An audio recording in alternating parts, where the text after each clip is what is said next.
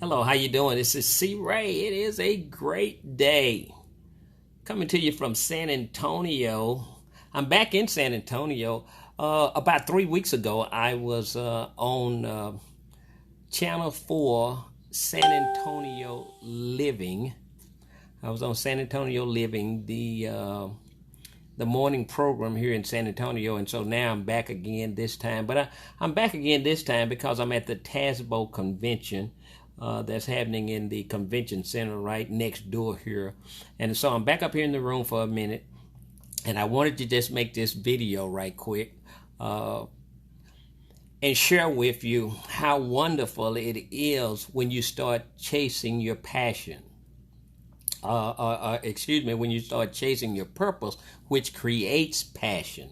You'll be excited every morning you wake up when you start chasing or living in your purpose. See, you were created for a purpose.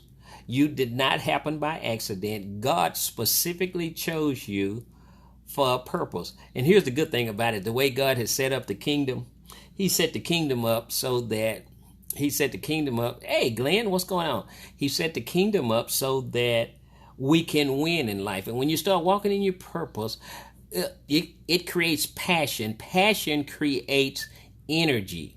Energy creates behavior.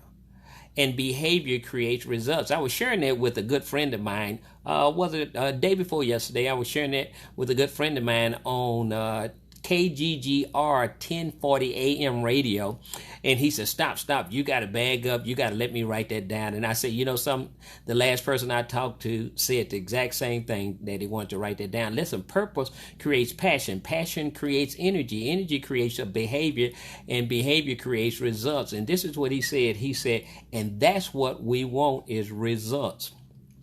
Let me tell you, folks, we were placed here on earth to dominate. Genesis 1:26 said we were placed here on earth to dominate. That means that God wants us to take charge.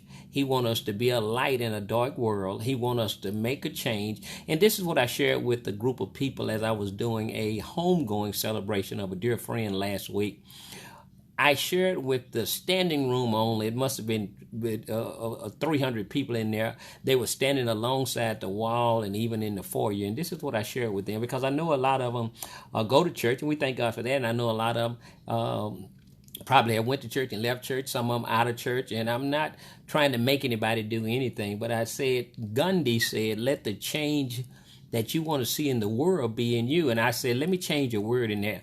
Let the change you want to see in the church be in you. So what we want to do is let the people see the good that us good folks, and I put emphasis on that because there's some bad in the best of us and some best in the worst of us.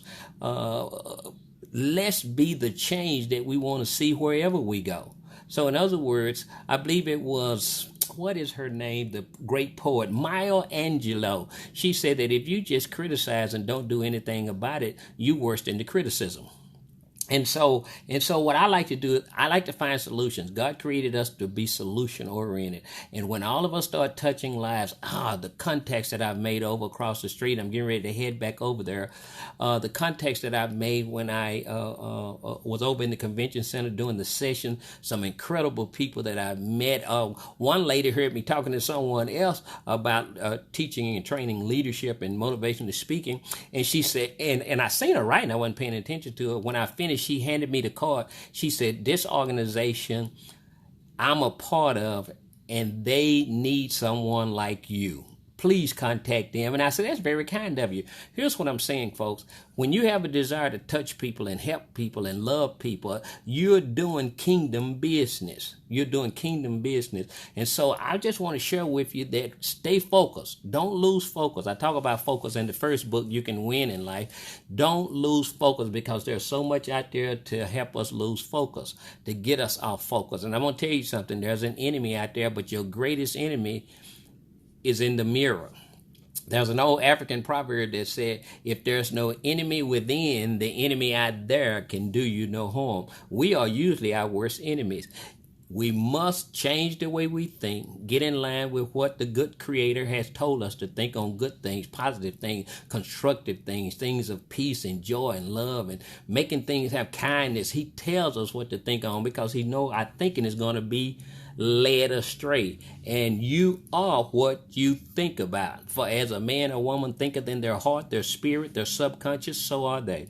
So I just felt like dropping that right quick on you. Oh, hi Lisa. Hi Pastor Kenneth Blakeman. How you doing? God bless you. Sister Taylor, how you doing? I just posted that picture of me signing books at the DCPOA gathering we did a few weeks ago, where I spoke in Rockwell for you guys, Rock Wall for you guys.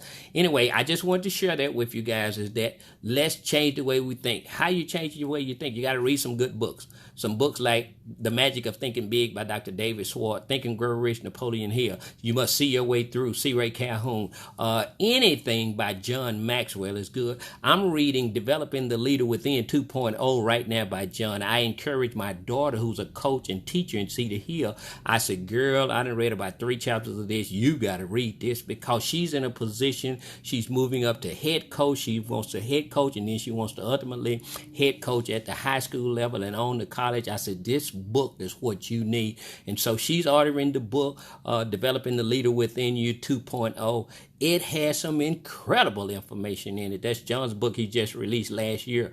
And so, folks, we can make a change. I told someone today down in the lobby of this hotel, I said, as long as you're breathing, you still have a chance to reap the great destiny that God has for you. So I got to get off of here. I got some things I want to do. Good to see you, Renee. Thanks for coming on, but I'm getting ready to get off because I got to run and do some things. I got the valet bringing the car up. And so I talk to you guys later. Remember, all things are possible to those that believe. This is C. Ray. It's a great day. Signing off, and I'll talk to you later. Bye-bye.